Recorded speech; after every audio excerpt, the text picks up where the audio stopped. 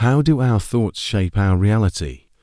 In this powerful talk, Dr. Joe Dispenza explains the science behind how the mind influences the body and environment. Discover how to shift your mindset to create the life you desire and understand the real connection between thoughts, energy, and change. If we have experienced suffering and within our minds and bodies we hold that suffering and express it through our thoughts and feelings, we broadcast that energetic signature into the field. The universal intelligence responds by sending into our lives another event that will reproduce the same intellectual and emotional response. Our thoughts send the signal out, I am suffering, and our emotions, I am suffering, draw into our lives an event to match that emotional frequency. That is a good reason to suffer. In a very real sense, we are asking for proof of the existence of universal intelligence at all times. And it sends us feedback in our external environment at all times. That is how powerful we are. Why don't we send out a signal that will produce a positive outcome for us? How can we change so that the signal we send out matches what we intend to produce in our lives? We will change when we fully commit to the belief that by choosing the thought signal we send out, we will produce an effect that is observable and unexpected. With this objective intelligence, we are not punished for our sins, that is, our thoughts, feelings, and actions, but by them, when we project into the field a signal based on the thoughts and feelings, such as suffering, produced by some undesirable experience in our past. Is it any wonder that the field responds in the same negative way? How many times have you uttered these words, or very similar ones? I can't believe it. Why does this always happen to me? Based on your new understanding of the nature of reality, do you now see that those statements reflect your acceptance of the Newtonian Cartesian model in which you are a victim of cause and effect? Do you see that you are fully capable of causing an effect yourself? Do you see that instead of responding in the manner above, you could be asking yourself, how can I think, feel, and behave differently to produce the effect result that I want? Our mission then is to willfully move into the state of consciousness that allows us to connect to universal intelligence, make direct contact with the field of possibilities, and send out a clear signal that we truly expect to change and to see the results that we want in the form of feedback produced in our lives. When you do create purposefully, request a sign from the quantum consciousness that you have made contact with it. Dare to ask for synchronicities related to your specific desired outcomes. When you do, you are being bold enough to want to know that this consciousness is real and that it is aware of your efforts. Once you accept this, then you can create in a state of joy and inspiration. This principle asks us to lay down what we think we know, surrender to the unknown, then observe the effects in the form of feedback in our lives. And that is the best way we learn. When we get positive indications, when we see our external circumstances shift in a favorable direction, we know that whatever we did inside of us was right. Naturally, we'll remember what we did so we can do it again. So when feedback begins to occur in your life, you can choose to be like a scientist in a process of discovery. Why not monitor any changes to see that the universe is favorable to your efforts and prove to yourself that you are that powerful? So how can we connect with that state of consciousness? The quantum model demands that our understanding of reality not be based on our senses. Quantum physics is nonsense. In the process of creating future reality via the quantum model, our senses should be the last to experience what the mind has created. The very last thing we experience is sensory feedback. Why? The quantum is a multi-dimensional reality that exists beyond your senses, in a realm where there is no body, no thing, no time. Thus, to move into that domain and create from that paradigm, you'll need to forget about your body for a little while. You'll also have to temporarily shift your awareness away from your external environment. All those things that you identify with in your life, your spouse, your kids, your possessions, and your problems are all part of your identity. Through them, you identify with the outer world. And finally, you will have to lose track of linear time. That is, in the moment when you are intentionally observing a potential future experience, you will have to be so present that your mind no longer vacillates between memories of the past and expectations of a same as usual future.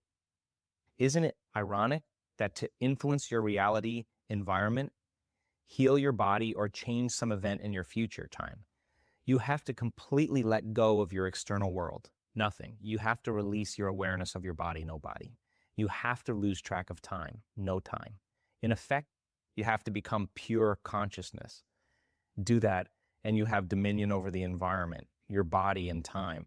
I affectionately call these the big three. And since the subatomic world of the field is made purely of consciousness, you cannot enter any other way than via pure consciousness yourself. You cannot walk through the door into the quantum field as a somebody. You must enter as a nobody. Your brain has the innate ability to harness this skill. When you understand that you are fully equipped to do all this, leave this world behind and enter a new reality beyond space and time. You will be naturally inspired to apply it in your life. What does it mean to be beyond space and time? These are constructs that humans created to explain physical phenomena involving location and our sense of the temporal. When we talk about a glass sitting on a table, we reference it in terms of location, where it is in space, and how long it has occupied that location. As humans, we're obsessed with these two conceptions: where we are, how long we've been there, how long we will remain, where we'll go next. Even though time is not something that we can actually sense, we feel it passing in much the same way that we sense our location in space. We feel the seconds, minutes, and hours passing by, just as we feel our bodies pressed against our chairs and our feet planted on the ground. In the quantum field, the infinite probabilities for materializing reality are beyond time and space because a potential doesn't yet exist. If it doesn't exist, it doesn't have a location or occupy a position temporally. Anything that doesn't have material existence, that hasn't had its waves of probability collapsed into particle reality, exists beyond space and time. Since the quantum field is nothing but immaterial probability, it is outside of space and time. As soon as we observe one of those infinite probabilities and give it material reality, it acquires those two characteristics. Great. We have the power to make material a reality of our own choosing by selecting it from the quantum field. But we have to somehow access that field. We're always connected to it. But how do we get the field to respond to us if we're constantly emitting energy and therefore sending information to the field and receiving information from it? How do we communicate more effectively with it? For now, what you need to know is that to enter the field, which exists beyond space and time, you have to enter a similar state. Do you ever have any experiences when time and space seem to disappear? Think of those moments when you're driving and your thoughts are focused on some concern you have. When that happens, you forget about your body. You are no longer aware of how you feel in space. You forget about the environment. The external world disappears, and you forget about time. You have no idea how long you are tranced out. At moments like these, you've been at the threshold of the door that allows you to enter the quantum field and gain access to working with universal intelligence. In essence, you've already made thought more real than anything else. I've led you from the notion that mind and matter are fully separable to the quantum model, which states that they are inseparable. Mind is matter and matter is mind. So all those times in the past when you tried to change, maybe your thinking was fundamentally limited. You likely believed that it was always circumstances outside of you that needed to change. If I didn't have so many other commitments, I could lose the excess weight, and then I'd be happy. We've all stated some variation on that theme. If this, then that. Cause and effect. What if you could change your mind, your thoughts, your feelings, and your way of being, outside the bounds of time and space. What if you could change ahead of time and see the effects of those internal changes in your external world? Epigenetics says it's the environment that signals the gene. Genes don't create disease. Our response to the environment actually creates disease. Well, the end product of an experience in the environment is called an emotion. So the person who lives by the same emotion every single day, the body's so objective, it's believing it's living in the same environment, doesn't know the difference. And they keep the same genes signaled in the same way. Genes make proteins. Proteins are responsible for the structure and function of your body. The expression of proteins is the expression of life. And the person now is in the same emotional state. They're expressing the same genes, and nothing changes in our life until we change. Yeah. Okay, so now the person who trades resentment and frustration and anger and everything else for an elevated emotion, and they can sustain that state, the body's so objective that it's believing it's living in a different environment. Yeah. So they're knocking on the genetic door. So the elevated emotion the person memorizes, the body is so objective, it doesn't know the difference between the real life experience that's creating that emotion and the emotion that that person's regulating by thought alone. Keep knocking on the genetic door. You down-regulate the gene for disease and you up-regulate the gene for health because their body's in a different emotional state and the body's believing it's living in a different environment. And we've done studies with novice meditators, and we were curious to see what kind of biological changes would take place in 1 week if you went all in, like immersed yourself in the entire week-long event. We draw blood and we look at about 2,882 metabolites, all exosomes, gene expression. And at the end of 7 days, the novice meditators, almost 100% of them, show substantial biological changes in their blood that suggests that they're living in a different environment. Now, here's the weird part about it. They're in a ballroom. There's nothing going on in a ballroom. I've been to thousands of ballrooms. There's nothing very exciting going on in a ballroom. They're actually making those changes inwardly. And I say to our research team, where are those chemicals coming from? Where are they coming from? The person's not taking any substance. It's coming from within us. And so the nervous system starts manufacturing a whole pharmacy of chemicals equal to the person's intention and emotional state. And it's how we think and how we feel that begins to alter things in our lives. Now you can understand that whether it's joyful or stressful, with every thought you think, every emotion you feel, and every event you experience, you're acting as an epigenetic engineer of your own cells. You control your destiny. So this raises another question. If your environment changes and you then program new genes in new ways, is it possible, based on your perceptions and beliefs, to program the gene ahead of the actual environment? Feelings and emotions are normally the end products of experiences, but can you combine a clear intention with an emotion that begins to give the body a sampling of the future experience before it's been made manifest? When you're truly focused on an intention for some future outcome, if you can make inner thought more real than the outer environment during the process, the brain won't know the difference between the two. Then your body, as the unconscious mind, will begin to experience the new future event in the present moment. You'll signal new genes in new ways to prepare for this imagined future event. If you continue to mentally practice enough times this new series of choices, behaviors, and experiences that you desire, reproducing the same new level of mind over and over again, then your brain will begin to physically change, installing new neurological circuitry to begin to think from that new level of mind, to look as if the experience has already happened. You'll be producing epigenetic variations that lead to real structural and functional changes in the body by thought alone, just as do those who respond to a placebo. Then your brain and body will no longer be living in the same past. They'll be living in the new future that you created in your mind. This is possible through mental rehearsal. This technique is basically closing your eyes and repeatedly imagining performing an action and mentally reviewing the future you want, all the while reminding yourself of who you no longer want to be, the old self, and who you do want to be. This process involves thinking about your future actions, mentally planning your choices, and focusing your mind on a new experience. Let's go over this sequence in greater detail so we can more thoroughly understand exactly what's happening in mental rehearsal and how it works. As you mentally rehearse a destiny or dream about a new outcome, you imagine it over and over again until it becomes familiar to you. The more knowledge and experience you have wired in your brain about the new reality you desire, the more resources you have to create a better model of it in your mental picturing.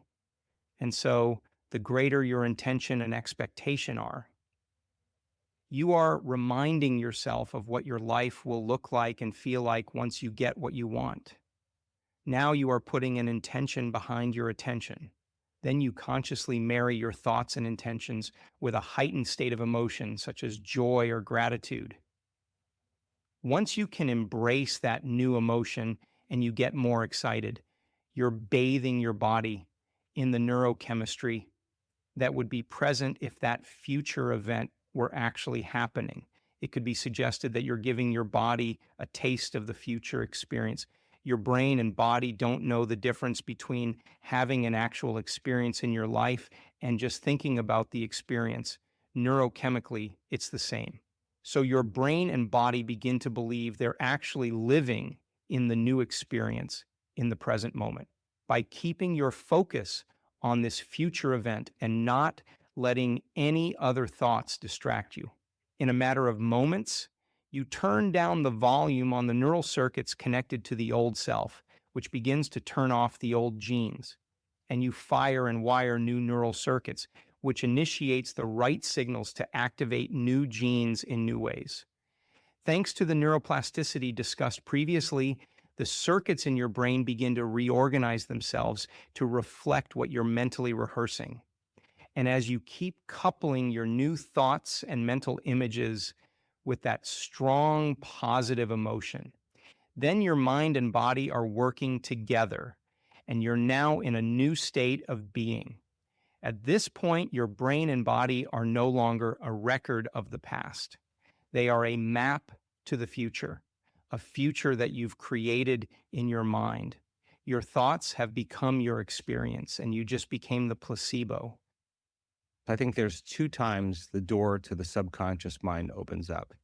When we wake up in the morning and we go to bed at night, and it's simple brain chemistry and simple physiology. We have a circadian rhythm. As soon as there's light, our body has been pretty much programmed that we begin to release serotonin and different chemicals that kind of wake us up. So our brain waves go from delta to theta to alpha to beta. And you kind of slide up this way, and then you're back to conscious awareness and local in space and time. When you go to bed at night, you go from beta to alpha to theta to delta, and you slide down. Now, if you're stressed, you can't stop thinking. You stay in beta, and your thinking actually is arousing the body because you're thinking about your problems. You can't slide down, right? So those 2 points in the day, when we wake up in the morning and go to bed at night, when alpha, or our analytical facilities are suppressed, we're in theta, we're in a hypnotic state. Mm-hmm. And the door between the conscious mind and the subconscious mind is wide open. And what separates the conscious mind from the subconscious mind is the analytical mind. So as you suppress analytical facilities, you can program anybody to do anything. So then what really happens for most people before they even reach for their cell phone, and by the way, the statistics are 86% of the people in the Western world, first thing they do is they reach for the cell phone and they connect to everything that's known. And why is that a problem? Well, I would never tell people how to think, but I would give them information to cause them to think. So the device is reminding them of things that are known. And every person, every object, everything, every place is mapped neurologically in our brain because we've experienced it. And then we have an emotion associated with our coworker, with our boss, with our ex, with our whoever. And so the moment we start responding, now we start feeling the same way. So now the environment is actually controlling the person's feelings and thoughts. Yeah. And anything that controls the way we feel and the way we think, we're victims to. So something's programming us to think and feel a certain way. There's nothing wrong with that. You should check your text, and do whatever you need to do. But the first thing in the morning, if the door between the conscious mind and the subconscious mind is open, why don't we program a new behavior? Why don't we rehearse a different way of being with our children, with our spouse, in our Zoom meetings, when we're alone, when we're in traffic? Is there a better way to evolve our experience? So if you're truly in the game of evolution, you're truly in the game, like one lifetime, one day. What am I working on today? Can I respond a different way to this person? Can I think this way instead of that way? Let me be conscious of my unconscious thoughts. Let me not be in a habit. Let me stay away from certain emotions. Let me practice feeling these emotions and see if I can maintain it. Now you're in the game. You're out of the bleachers and you're on the playing field. So it actually happens even before the cell phone. Because what most people do is they wake up and the first thing they do is the brain is a record of the past. They think of their problems. And those problems are just memories that are etched in the brain that are connected to certain people and objects at certain times and places. The moment they think of their problems, they're thinking in the past. Then when they think about their problems and they feel unhappy, now their body's in the past. And if you believe that your thoughts have something to do with your destiny, wow. And then the emotion that's associated is now the body's in the past, because thoughts are the language of the brain and feelings are the language of the body. And how we think and how we feel creates our state of being. Now, here's the problem. If you can't think greater than how you feel, and you believe that your thoughts have something to do with your destiny, and you understand that feelings and emotions are a record of the past, then you're thinking in the past, and your life will stay the same. If we have a heightened emotional response to the new thoughts we're concentrating on in mental rehearsal, it's like turbocharging our efforts, because the emotions help us make epigenetic changes much faster. We don't need the emotional component. After all, the subjects who strengthened their muscles by imagining they were lifting weights didn't need to get blissed out to change their genes. However, they inspired themselves by using their imaginations with each mental lift, saying, harder, harder, harder. The consistent emotion was the energetic catalyst that truly enhanced the process. Maintaining such an elevated emotion allows us to get far more dramatic results much more quickly. The same kind of amazing results as we see in the placebo response. Japanese researchers found that watching an hour-long comedy show upregulated 39 genes, 14 of which were related to natural killer cell activity in the immune system. Several other studies have shown increases in various antibodies after subjects watched a humorous videotape. Research at the University of North Carolina at Chapel Hill further showed that increased positive emotions produced increases in vagal tone, a measure of the health of the vagus nerve, which plays a major part in regulating the autonomic nervous system and homeostasis. In a Japanese study, when baby rats were tickled for 5 minutes a day for 5 days in a row to stimulate positive emotion, the rats' brains generated new neurons. In each of these cases, strong positive emotions helped the subjects trigger real physical changes that improved their health. Positive emotions cause the body and brain to flourish. Studies. The moment someone starts getting a clear intention of a new future, wanting to live without pain or disease, and then combines it with a heightened emotion, excitement, hope, and anticipation of actually living without pain or disease, is the moment the body is no longer in the past. The body is living in that new future, because, as we've seen, the body doesn't know the difference between an emotion created by an actual experience and one created by thought alone. So that heightened state of emotion in response to the new thought is a vital component of that process, because it's new information coming from outside the cell. And to the body, the experience from the outer environment or inner environment is the same.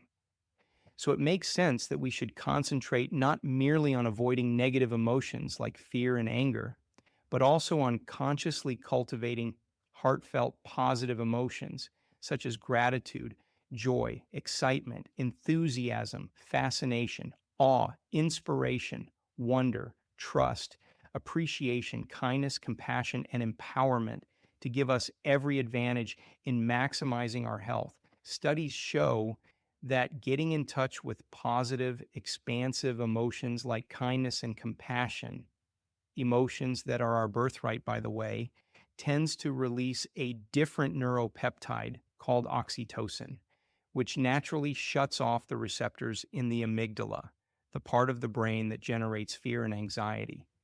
With fear out of the way, we can feel infinitely more trust, forgiveness, and love. We move from being selfish to selfless.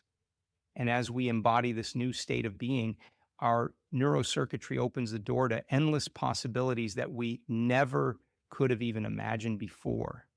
Because now we're not expending all our energy trying to figure out how to survive. Scientists are finding areas in the body like the intestines, the immune system, the liver, and the heart, as well as many other organs that contain receptor sites for oxytocin. These organs are highly responsive to oxytocin's major healing effect, which has been linked to growing more blood vessels in the heart, stimulating immune function, increasing gastric motility, and normalizing blood sugar levels. Let's return to mental rehearsal for a moment. Remember how the frontal lobe is our ally in mental rehearsal? That's true because, as we established earlier, the frontal lobe helps us unplug from the body, the environment, and time. The three main focuses of someone who's living in survival mode. It helps us get past ourselves to a state of pure consciousness, where we have no ego. In this new state, as we envision what we desire, our hearts are more open, and positive emotion can flood through us, so that now the loop of feeling what we're thinking and thinking what we're feeling is finally working in our favor. The selfish mindset we were in when we were in survival mode no longer exists because the energy we channeled towards survival needs has now been freed up for us to create. It's as though someone paid our rent or mortgage payment for the month so that we have extra cash to play with. Now we can understand exactly why it is that if we hold a clear intention of a new future, marry it to a state of expansive, elevated emotion, and repeat that over and over until we've created a new state of mind and a new state of being, these thoughts will seem more real to us than our previous limited view of reality. We're finally free, and once we truly embrace that emotion, we can more easily fall in love with the possibility that we've been envisioning. The symphony conductor, frontal lobe, feels like a kid in a candy store, excitedly and joyfully seeing all sorts of creative possibilities for new neural connections that can combine to form new neural nets. And as the conductor unplugs us from the old state of being and switches on the circuits in this new state of being, our neurochemicals begin delivering new messages to our cells, which are now prepared to make epigenetic changes that signal new genes in new empowering ways. And because we've used heightened emotions to make it seem as though it's already happened, we're signaling the gene ahead of the environment. Now we're no longer waiting for the change and hoping for the change. We are the change.